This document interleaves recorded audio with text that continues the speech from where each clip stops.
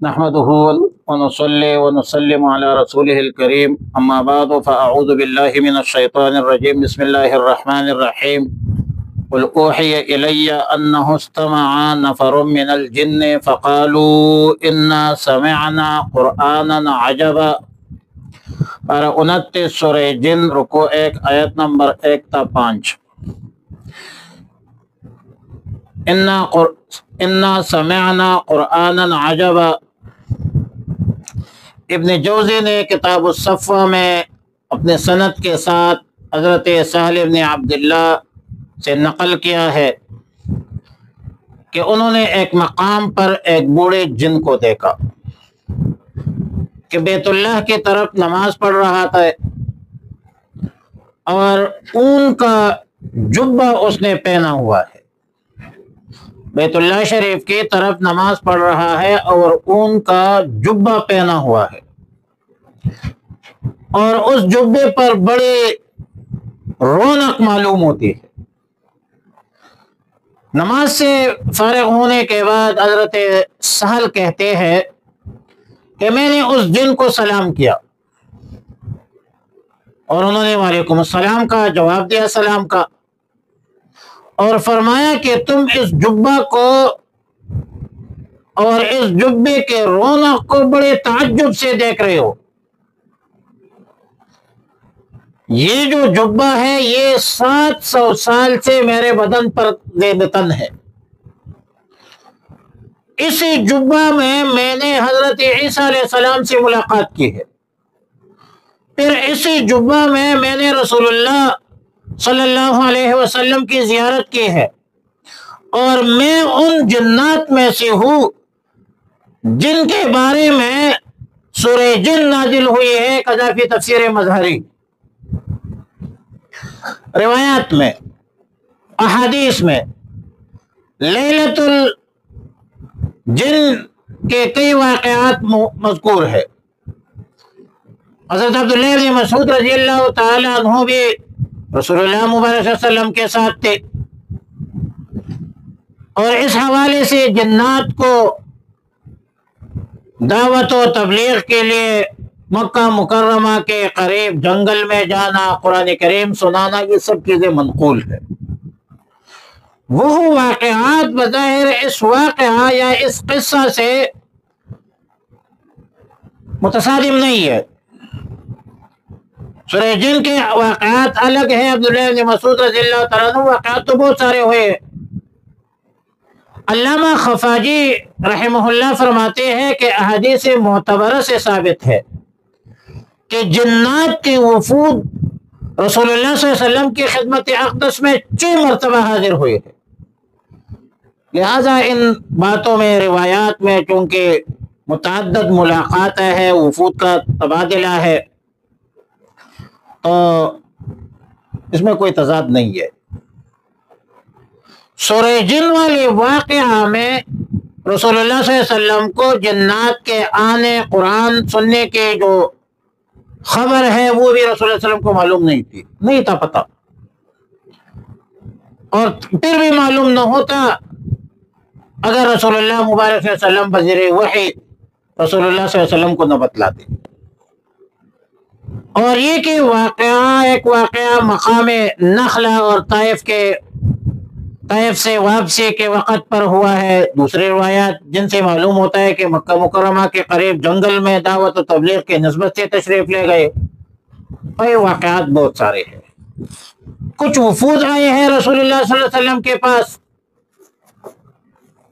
کچھ واقعات میں رسول اللہ مبارک صلی اللہ علیہ وسلم خود تشریف لے گئے دعوت و تبلیغ کے نسبت سے، لیکن یہ جو سورہ جن کا واقعہ ہے اس میں رسول اللہ صلی اللہ علیہ وسلم نہ بقصد قرآن سنانے کے غرض سے گئے ہیں، دعوت و تبلیغ کے غرض سے گئے ہیں، اور نہ رسول اللہ صلی اللہ علیہ وسلم کو پتا تھا کہ یہ جنات قرآن سن رہی ہے۔ اللہ تعالی نے وحی کے ذریعے رسول اللہ صلی اللہ علیہ وسلم کو مطلع فرمایا ہے، اور فرمایا قل اوحی الی انہ استمع نفر من الجن۔ خطاب ہے رسول اللہ صلی اللہ علیہ وسلم کو کہ آپ ان لوگوں سے کہہ دیجئے کہ میرے پاس اس بات کی وحی آئی ہے کہ جنات میں سے ایک جماعت نے قرآن سنا پھر اپنے قوم میں جا کر اپنے قوم کو کہا کہ ہم نے ایسا عجیب قرآن سنا ہے، سمعنا قرآنا عجبا یہدی الی الرشد، جو رشد و ہدایت راہ راست بتلاتا ہے، سیدھا راستہ بتلاتا ہے، صراط مستقیم بتلاتا ہے، فآمنا بہ، بس ہم نے اس پر ایمان لے آئی۔ اب قرآن ہونا تو مضمون بھی واضح ہے، واقع ہے، اور عجیب اسی لیے ہے کہ کلام بشر سے مشابہ نہیں ہے۔ وَلَن نُشْرِكَ بِرَبِّنَا أَحَدًا، اب ہم اپنے رب کے ساتھ کسی کو شریک نہیں بنائیں گے۔ اور پھر ان جنات نے آپس میں مذاکرہ کیا چند ضروری مضامین کا، اور وہ مضامین یہ تھے کہ وَأَنَّهُ تَعَالَى جَدُّ رَبِّنَا، جد کا معنی ہے شان، اللہ کے لیے بولا جا و تعالی جدو کا ہم پڑھتے ہیں، یعنی اللہ کے شان بلند و بالا ہے۔ متخذ صاحبۃ ولا ولدا، اللہ تعالی نے نہ کسی کو بیوی بنایا ہے نہ کسی کو اولاد بنایا ہے، اللہ تعالی توالد تناسل سے مبرہ ہے، منزہ ہے، اللہ کی ذات لم یلد ولم یولد ہے۔ وَأَنَّهُ كَانَ يَقُولُ سَفِيهُنَا عَلَى اللَّهِ شَطَطًا، شطط کا معنی ہے قول بعید از عقل، ماورائے عقل، ایک بات عقل بھی نہیں مانتا اور آپ وہ بات کرے۔ عقل بھی ایک معیار تو ہے۔ تو شطط کا معنی ہے عقل سے دور ایک بات، ظلم کو بھی کہتے ہیں، جبر کو بھی کہتے ہیں، جور کو، زیادتی کو۔ مراد یہ ہے کہ ایمان لانے والے جنات نے اب تک شرک کفر میں مبتلا رہنے کا عذر یہ بیان کیا کہ ہمارے قوم کے بے وقوف لوگوں نے اللہ کی شان میں بے سر و پا باتیں کی ہے، فضول باتیں کی ہے۔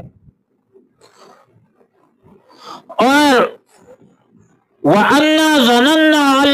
أَن لَّن تَقُولَ الْإِنسُ وَالْجِنُّ عَلَى اللَّهِ كَذِبًا، اور ہمیں یہ وہم گمان بھی نہیں تھا کہ کوئی انسان یا جن اللہ کی طرف سے جھوٹے بات کی نسبت کر سکتا ہے۔ اس لیے ان بے وقوفوں کی باتوں میں آ کر آج تک ہم کفر میں، شرک میں، معصیت میں مبتلا تھے، اور آج ہم نے جب قرآن کریم سنا تو ہم پر حقیقت منکشف ہو گئی، واضح ہو گئی۔ فرمایا قل اوحی الی، کہہ دیجئے اوحیا کی وحی کیا گیا ہے، الیہ میرے طرف، انہ استمع کہ اسے سنا ہے، نفر ایک گروہ نے، من الجن جنات میں سے، فقالوا پسو کہنے لگے، انا سمعنا بے شک ہم نے سنا ہے، قرآنا عجبا عجیب قرآن،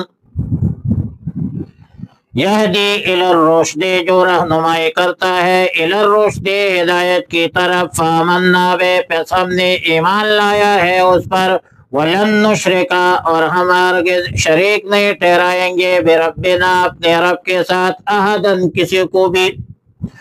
وَأَنَّهُ تَعَالَى جَدُّ رَبِّنَا اور یہ کہ بلند ہے جد ربنا شان ہمارے رب کی،